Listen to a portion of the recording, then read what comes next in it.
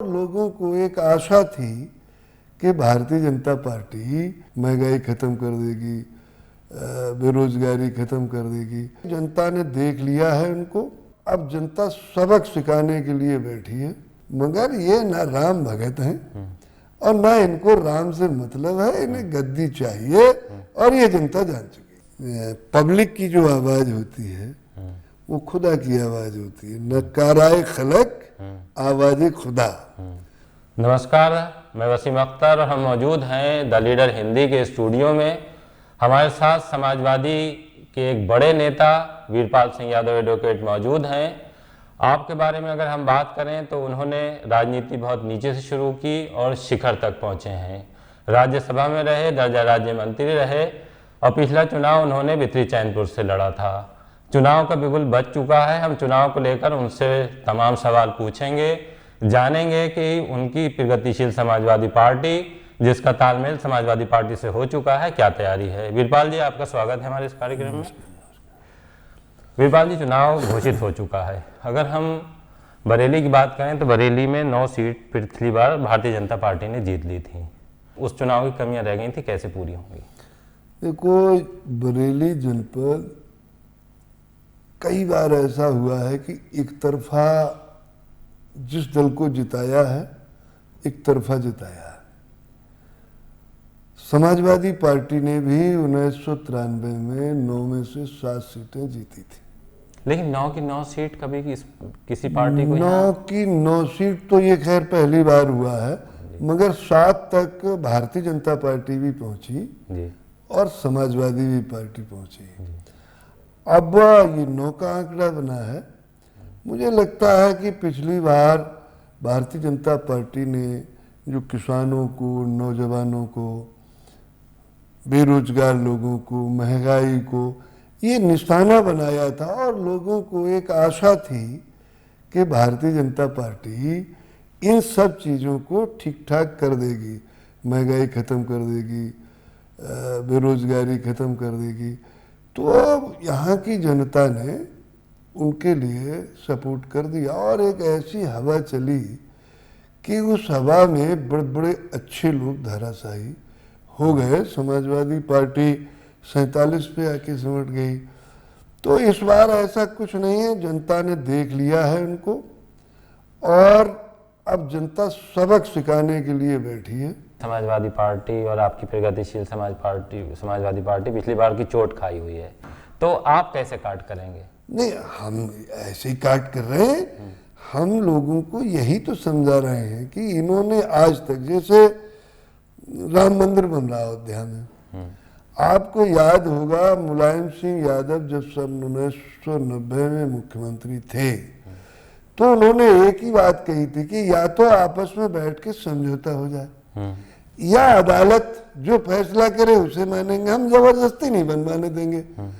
तो इन्होंने क्या जबरदस्ती बना दिया? जब सर्वोच्च न्यायालय ने आदेश दे दिया तब वहां मंदिर बन रहा और उसे अब कोई रोक ही नहीं सकता क्योंकि सर्वोच्च न्यायालय ने कह दिया।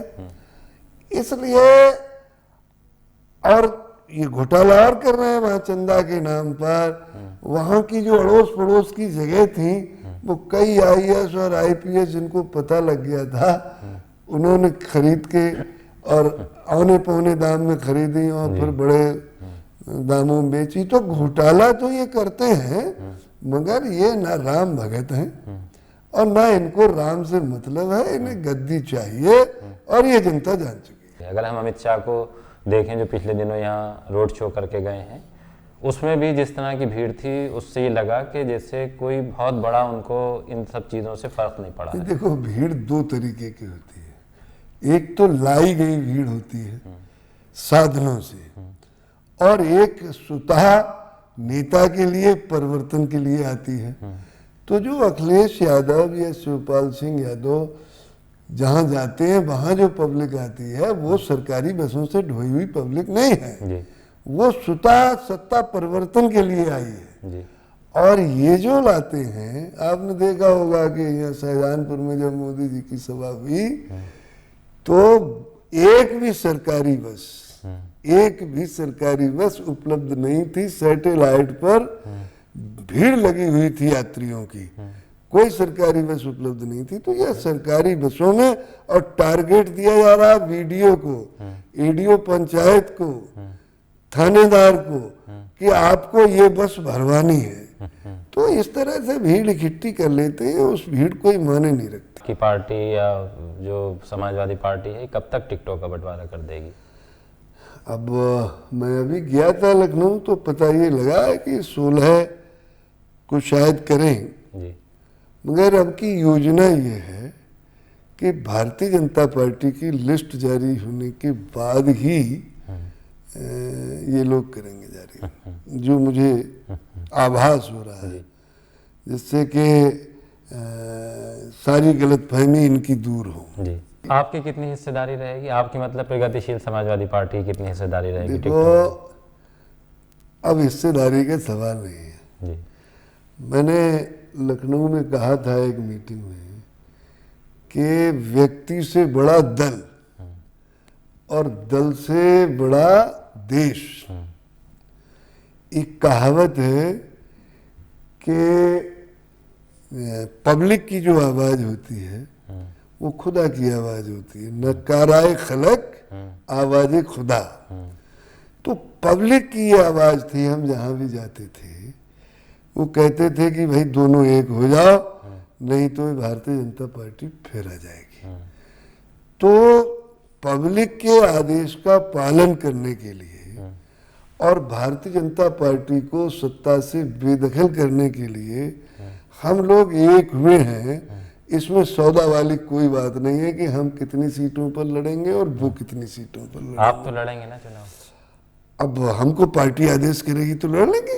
जैसे अगर बरेली की बात करें तो जो प्रगतिशील समाजवादी पार्टी है उससे कितने लोगों ने टिकट मांगा है? बरेली से 3 आवेदन थे। फरीदपुर में चंदसेन जी का था और मीरगंज में शराफत यार खान को था। और ये सूची माननीय अखिलेश जी को सौंप दी उन्होंने कि भी हमारे ये प्रत्याशी हैं, आप अपनी सर्वे करा लो, जो भी जिस तरह से रिपोर्ट मंगाते हो, इनमें जो जीतने वाला है उसको आप टिकट दे दें। बिथरी में आपका था?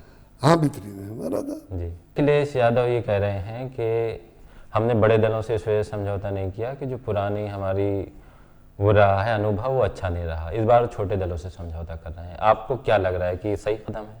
नहीं, ये सही कदम है। ऐसा है, जो बड़ा दल होता है, अब बड़ा दल कौन बचा है? एक कांग्रेस ही तो बची है। बीएसपी तो समझौता करती नहीं विधानसभा में, लोकसभा में इसलिए कर लिया कि वहां ना इंटरेस्ट प्रधानमंत्री मायावती जी को बनना था ना अखिलेश जी को बनना था।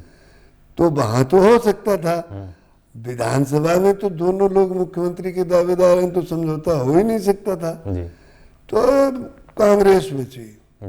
अब कांग्रेस 100-125 सीटें अकेले कांग्रेस को देते, इससे अच्छा है कि 60-70 सीटों पर इन सारे दलों को जो विभिन्न बिरादरियों से भी ताल्लुक रखते हैं। ये तो मानना पड़ेगा वसीम भाई कि उत्तर प्रदेश में बिरादरी के फैक्टर को नकारा नहीं जा सकता। तो मौर्यों का भी एक दल है, निषादों का भी एक दल है, राजभरों का भी एक दल है और जैन चौधरी का भी एक दल है। तो इससे एक तीर से मतलब 60-70 सीटें दे करके इतनी सारी बिरादरियों को हम लोग संतुष्ट कर रहे हैं। हम लोगों को मतलब अखिलेश जी संतुष्ट कर रहे हैं और कांग्रेस को इससे 1.5 गुनी सीटें देते तो भी कोई बिरादरी संतुष्ट नहीं हो रही थी, क्योंकि वो किसी का प्रतिनिधित्व नहीं करते हैं। पहले जरूर करते थे ब्राह्मण और मुस्लिम और दलित, तो अब दलितों की एक पार्टी बन गई, मुसलमान समाजवादी में आ गया। तो कांग्रेस को 100-125 सीटों देने के बाद कोई लाभ होता नहीं दिखाई दे रहा था। इन छोटे छोटे दलों से उनकी जाति और बिरादरी संतुष्ट होगी और वो समाजवादी पार्टी की तरफ को आएगी। इसलिए मुझे लगता है कि अखिलेश जी का सही कदम। अच्छा, जैसे भारतीय जनता पार्टी ने डिप्टी सीएम बनाए, तो इस तरह से इस बार जो सहयोगी दल हैं जो समाजवादी पार्टी के साथ आ चुके हैं वो भी मांग उठा रहे हैं कि अगर सरकार बदलती है तो डिप्टी सीएम बनाने चाहिए। क्या लगता है आपको, ऐसा तजुर्बा किया जाना चाहिए? नहीं, अब तो देश में ये बिहार चल गई है, डिप्टी सीएम आंध्रा में बना दिए, उसने 4 बना दिए, जी। यह बीजेपी ने 2 बनाए, अब कोई 6 बना देगा। तो अखिलेश जी कह रहे हैं कि अगर वो 2 बनाएंगे हम 4 बनाएंगे, अगर वो कहते हैं 4 तो हम 8 बनाएंगे। हाँ तो नहीं, जिस तरह इससे कुछ कोई अगर हम प्रदेश कोई उसका मतलब नहीं होता है। अच्छा हमें बताओ, 2 डिप्टी सीएम है, किसकी हैसियत क्या है? जो मिनिस्टर की हैसियत है वही उनकी हैसियत है। तो डिप्टी सीएम बनने से किसी की हैसियत नहीं बढ़, कोई संवैधानिक पद नहीं है। जी। एक मिनिस्टर ही होता है, वो कैबिनेट में होता है, मुख्यमंत्री के बाद सब मिनिस्टर ही होते हैं। तो डिप्टी सीएम लगा देने से कोई किसी की ना हैसियत में इजाफा हो जाता है और न कोई बहुत बड़ा बदलाव उससे हो जाता है। बस वो भी बिरादरियों को संतुष्ट करने के लिए ही बनाया जाता है। तो अखिलेश जी बना दें तो इसमें उन पे सजा कह रहा है। तो अब जिस तरह से चुनाव आपका, इस बात से यही है मुराद कि जिस तरह चुनाव का एक माहौल बन चुका है उसमें या तो भारतीय जनता पार्टी या समाजवादी पार्टी। हाँ, ये ध्रुवीकरण तो हो गया। अब दूसरी पार्टियां अपनी इज्जत मुश्किल से बचा पाएंगी। मतलब मुझे नहीं लगता कि कोई 10-20 सीटों से ज्यादा जीत पाएगा और कोई पार्टी। या तो भाजपा का गठबंधन और या सपा वाला गठबंधन, इन दोनों में ही टक्कर रहेगी।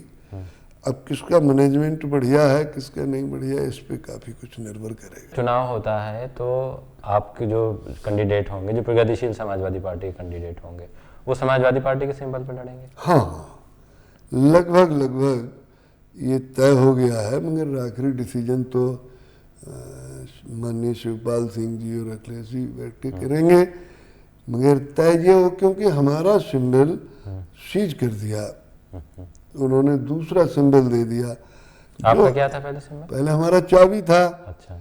तो चाबी सीज कर दिया। चाबी तो लोग जानते पहचानते थे, मगर अब जो नया चुनाव चिन्ह दिया है उसको हम जनता तक इतनी जल्दी पहुंचा नहीं पाएंगे।